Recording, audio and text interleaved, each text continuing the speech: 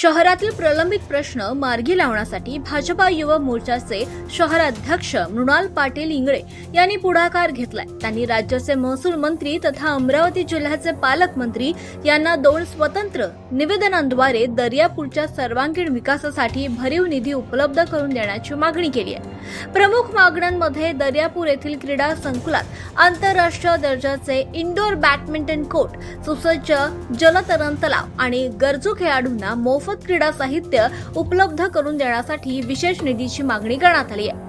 तसंच शहरातील अस्मितेचा विषय असलेल्या छत्रपती शिवाजी महाराज आणि डॉक्टर बाबासाहेब आंबेडकर यांच्या भव्य पुतळ्यांच्या उभारणीसाठी चौथरा निर्माण करणं आणि परिसर सुशोभीकरणासाठी तातडीनं प्रशासकीय मान्यता आणि निधी मंजूर करण्याची विनंती करण्यात आली आहे।